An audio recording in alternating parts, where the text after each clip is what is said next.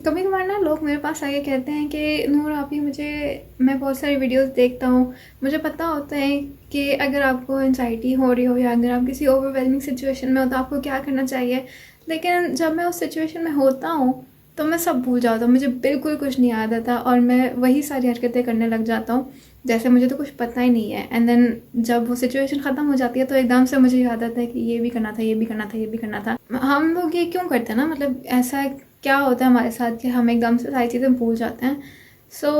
क्या आपने कभी वो वीडियोस देखी हैं कि अगर कहीं बिल्डिंग में आग लगी हो और कोई शख्स छत से छलांग लगा दे आग से बचने के लिए, तो हम लोग जब घर में बैठे होते हैं और हम लोग ये वीडियोस देख रहे होते हैं तो हम सोचते हैं कि क्या इसने इतनी स्टूपिड हरकत की है कि छत से छलांग लगाने से ऑब्वियसली किसी की जान तो नहीं बचेगी, but he still did it.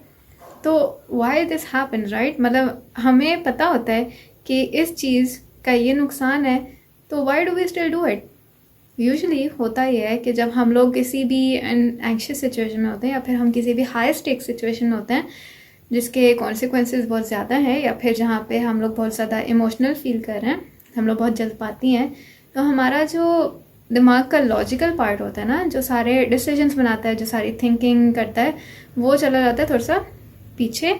और जो हमारा इमोशनल साइड होता है ना ब्रेन का, जो हमारे सारे फीलिंग्स को कंट्रोल करता है, वो थोड़ा सा आगे आ जाता है। जो हमारे दिमाग के इमोशनल साइड है ना, उसका काम होता है हमें ज़िंदा रखना, पर उसका काम सोचना नहीं होता, उसका काम सिर्फ होता है हमें ज़िंदा रखना। तो वो जो भी रिसोर्सेज होते हैं ना, वो यूज़ करता है सिर्फ हमें ज़िंदा रखने के लिए। अब जिस सोसाइटी में हम लोग रहते हैं उस सोसाइटी में हमें ड्रिल्स कराई जाती हैं कि अगर ज़लज़ला आ रहा हो तो आपने क्या करना है, अगर आग लगी हो तो आपने क्या करना है।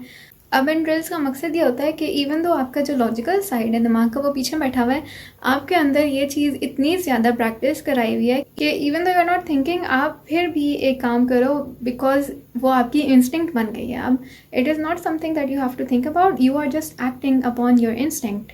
सो सिमिलरली जैसे अर्थक्वेक ड्रिल्स होती हैं, जैसे फायर ड्रिल्स होती हैं, you need to make an anxiety drill.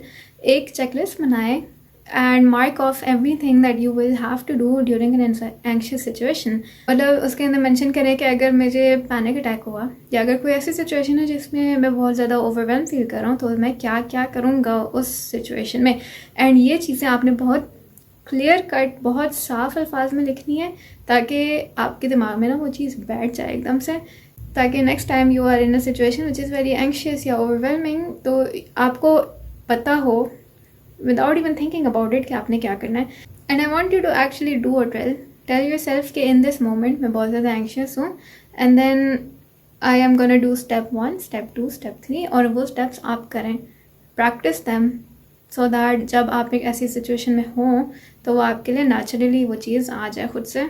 And then you're gonna notice कि even though you are in a really anxious या फिर overwhelming situation, वो आपने चीज़ दफ़ा प्रैक्टिस कर ली है कि it is now your instinct. You will be doing those things without even thinking about them.